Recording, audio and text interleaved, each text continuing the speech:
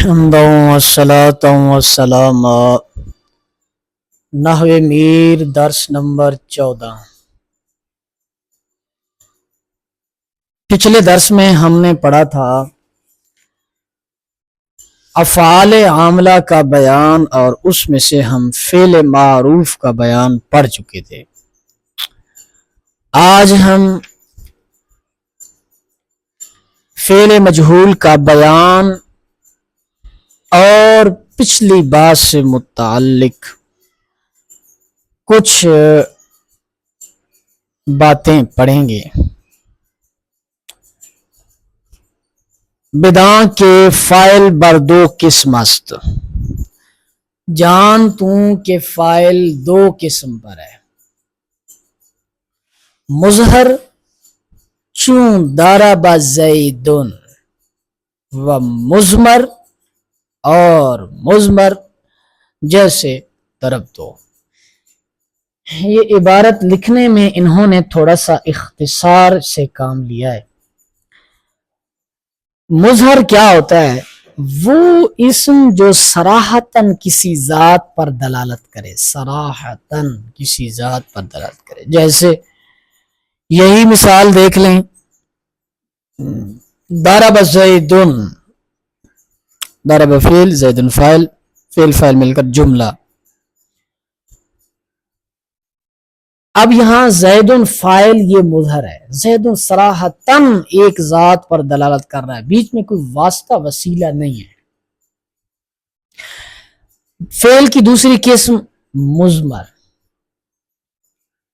مضمر کیا ہوتا ہے؟ یعنی وہ اسم جو کنایتاً یا اشارتاً غائب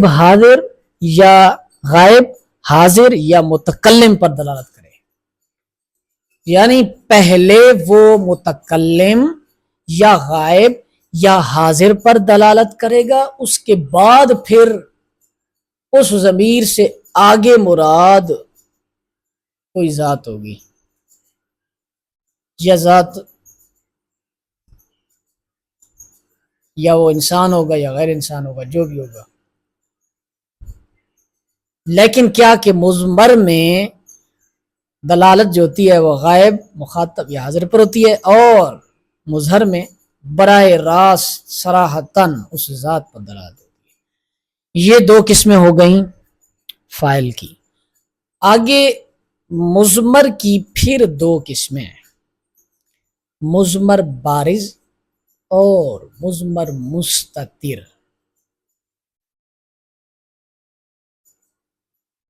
مضمر بارز جیسے ضربت، انہوں نے صرف مثال دی ہے۔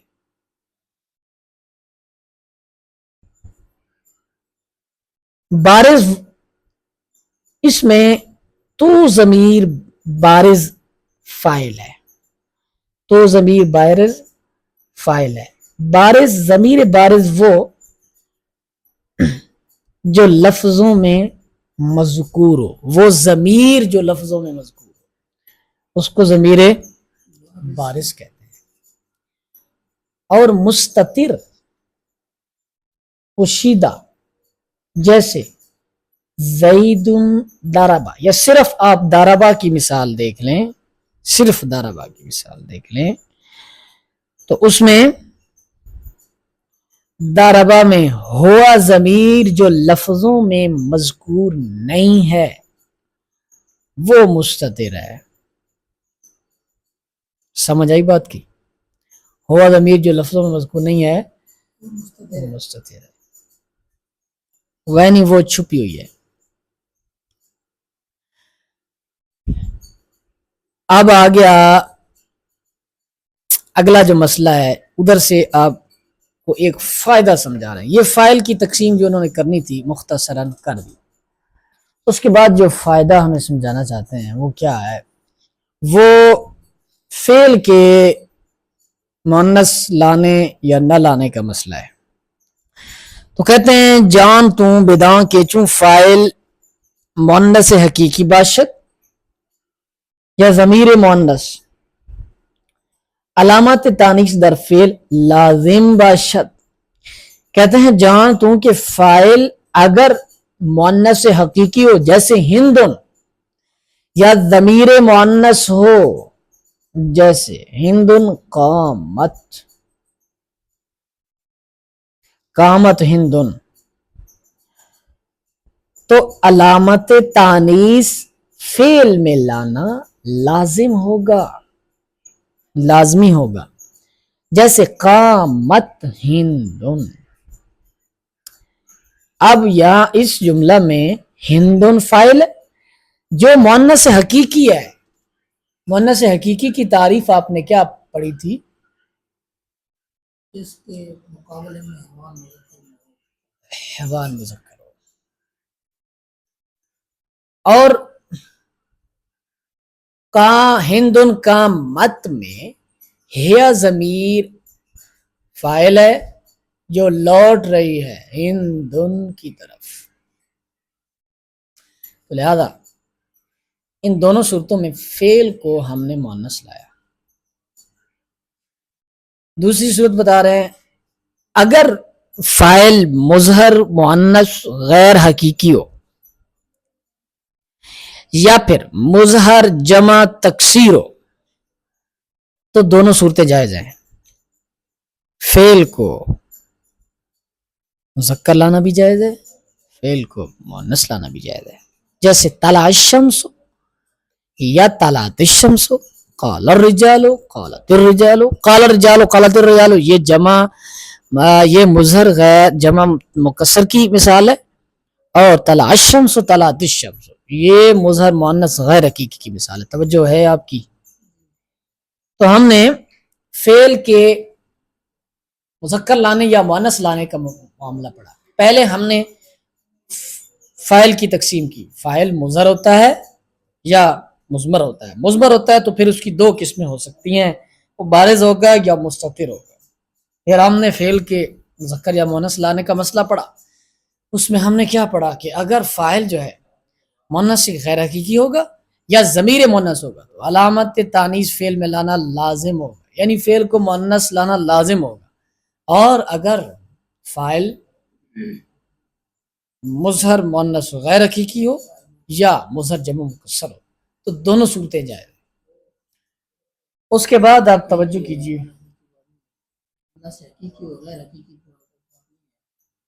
غیر حقیقی ہو،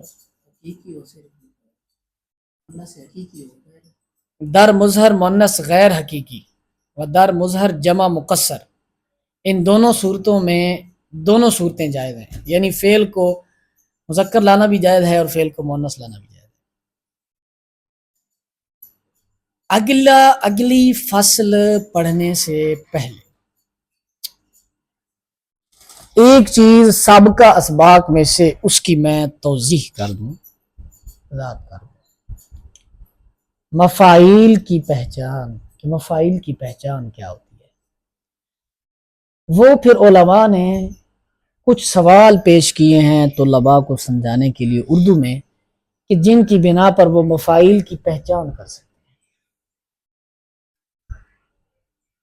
میرے پاس یہ اصول فارسی کی ایک کتاب ہے، اس میں انہوں نے لکھے ہیں، لیکن آپ کو پتہ ہے اصل بات وہی ہے، لیکن یہاں پر انہوں نے صرف کلیے بیان کیے، لیکن میں آپ کو مثالیں عربی دیتا جاؤں گا تاکہ آپ کو اس کا پورا فہم حاصل ہو جائے۔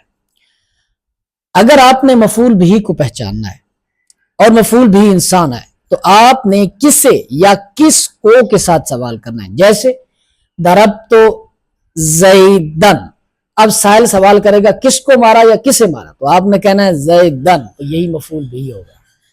اگر مفعول بھی غیر انسان ہو تو پھر سوال ہوگا کیا، جیسے اگر میں کہتا ہوں مثال کے طور پر ضربت بابن، میں نے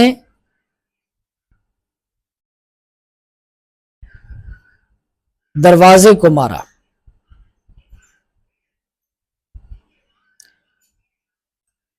لیکن اس میں بھی سوال کس کو کے ساتھ کیا جا سکتا ہے۔ ہاں اگر ہم اس کی مثال دیں عقل تو یا ہاں عقل تو خبزن میں نے کھائی، تو سوال کیا جائے گا کہ کیا کھایا، تو جواب دیا جائے گا کہ خبزن میں نے روٹی کھائی۔ اس کے بعد مفعول فی، اس کے لیے اگر آپ نے سوال کرنا ہے، مفعول فی ظرف زمان کے لیے سوال کرنا ہے، تو پھر آپ سوال کریں گے کب کے ساتھ سوال کریں گے۔ مثال کے طور پر میں کہتا ہوں کہ سم تو یوم الجمعہ، میں نے جمعہ کی روز روزہ رکھا، تو آپ سوال کرتے ہیں کب روزہ رکھا، تو میں جواب کہتا ہوں یوم الجمعہ۔ اور مفعول فی ظرف مکان کے لیے سوال کرنا ہے، تو آپ سوال کریں گے کہاں، تو میں کہوں گا جلست علی السقف، فوق السقف، میں چھت پر بیٹھا۔ آپ سوال کرتے ہیں کہاں، تو میں کہوں گا علی السقف، چھت پر۔ اس کے بعد مفعول ماہو کے لیے سوال کرنا ہے، آپ سوال کریں گے کس کے ساتھ۔ اگر میں کہتا ہوں ضربت بالسیف، میں نے تلوار کے ساتھ مارا، آپ کہتے ہیں کس کے ساتھ، میں کہتا ہوں بالسیف، یہ مفعول ماہو ہوگا۔ اسی طرح مفعول لہو کے لیے آپ سوال کرتے ہیں کس واسطے، کس کے لیے، تو میں کہتا ہوں ضربت زیدن تعدیبا، میں نے زید کو ادب سکھانے کے لیے مارا، آپ کہتے ہیں کس لیے مارا، تو میں کہتا ہوں ادب سکھانے کے لیے، تعدیبا۔ اسی طرح مفعول مطلق اگر تاکیدی آ جاتا ہے تو اس کے لیے آپ سوال کریں گے کیسا، میں کہتا ہوں ضربت زیدن شدیدن، میں نے زید کو شدید مارا۔ اور اسی طرح اگر آپ سوال کرتے ہیں مفعول مطلق وضعی کے لیے، یا اس کو مفعول مطلق نوعی بھی کہتے ہیں، نوعیت بیان کرنے کے لیے یا وضع بیان کرنے کے لیے، اس کے لیے آپ سوال کرتے ہیں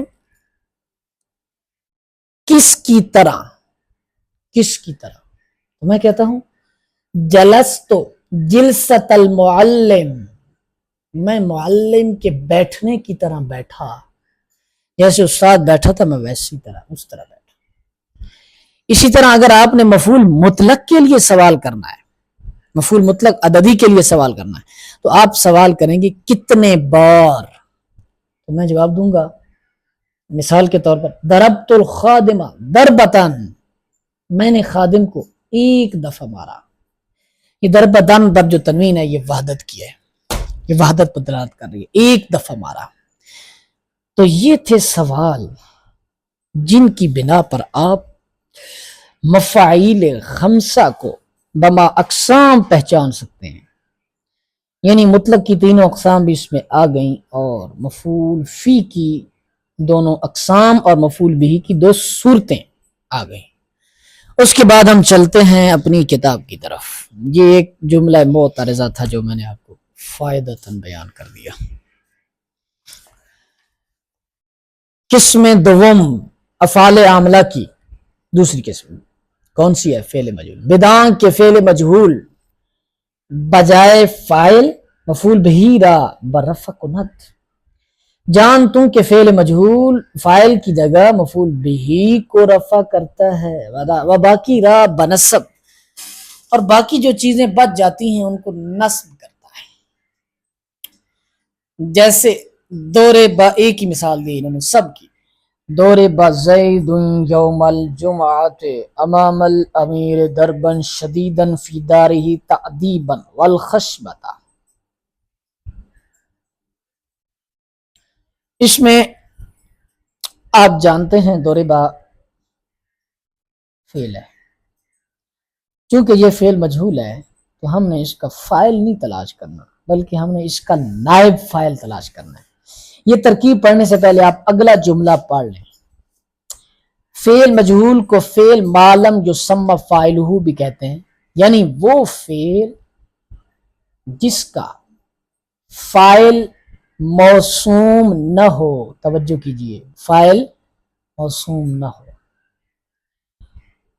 و مرفوع اشرا، اور اس کا جو مرفوع ہوتا ہے یعنی نائب فاعل جو ہوتا ہے اس کو مفعول معلم یسمى فاعلہ بھی کہتے ہیں، یعنی وہ مفعول جس کا فاعل موسوم نہ ہو۔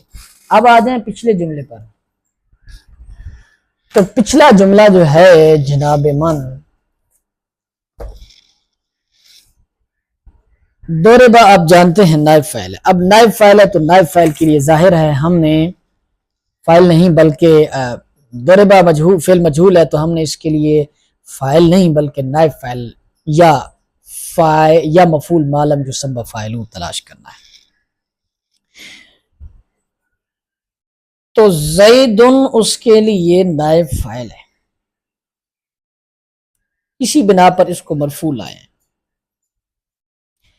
یوم الجمعۃ مضاف مضاف الیہ مل کر ظرف، اب یہاں آپ سوال بھی کرتے جائیں، اس کے لیے ہم نے ظرف زماں کے لیے ہم نے کون سا سوال بنایا تھا؟ کب زید مارا گیا؟ کب؟ یوم الجمعہ تھے، یہ ہو گیا ظرف زماں مفعول فی۔ امام الامیر یہ مضاف مضاف الیہ مل کر ظرف مکان مفعول فی۔ اب امام الامیر جو ہے اس کے لیے سوال کریں کہاں مارا گیا؟ امیر کے سامنے۔ کہاں مارا گیا؟ امیر کے سامنے۔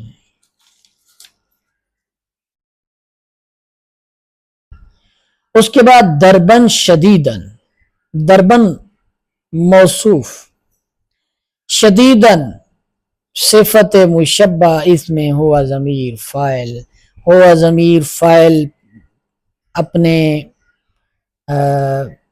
جو ہوا ضمیر جو راجع ہو رہی ہے موصوف کی طرف، صفت مشبہ اپنے فاعل سے مل کر صفت بن جائے گا دربن کے لیے، اور موصوف صفت مل کر بن جائے گا مفعول مطلق۔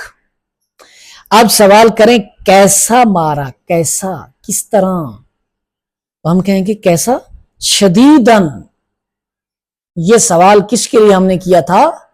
مفعول مطلق نوعی کے لیے یا وضعی کے لیے۔ کیسا مارا؟ کس طرح مارا؟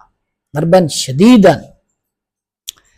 اس کے بعد ہے جی فی دار، فی حرف جار، دار ہی آپ جانتے ہیں، جار مجرور مل کر دار ہی کو مجرور بنائیں گے، جار مجرور مل کر ظرف لغو، کیونکہ اس کا متعلق لفظوں میں مذکور ہے، لہذا جب لفظوں میں متعلق مذکور ہوتا ہے تو جو جار مجرور ہوتے ہیں اس کو اس کے متعلق کر دیتے ہیں اور اس کو ظرف لغو کہتے ہیں۔ اس کے بعد تادیباً،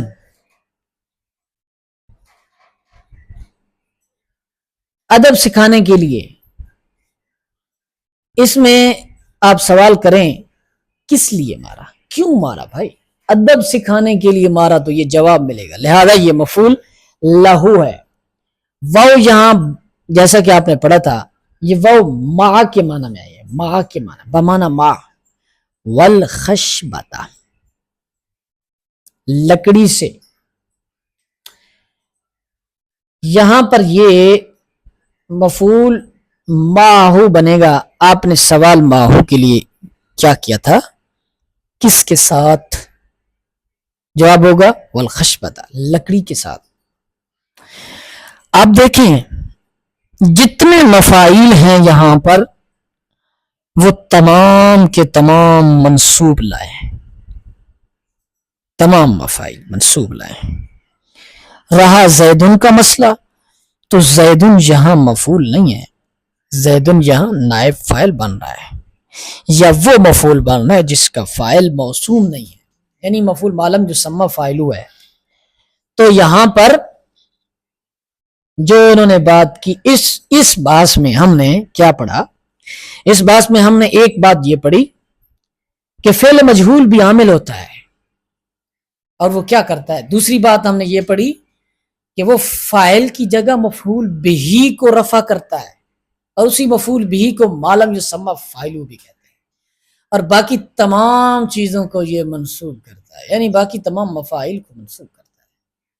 پھر مثال پڑھی، اس کے بعد ہم نے فعل مجہول کا دوسرا نام اور اس کے مرفوع کا دوسرا نام پڑھا۔ یہ تھا جناب آج کا درس۔ اللہ تعالی ہمیں فہم نصیب فرمائے۔ ھذا هو المرام۔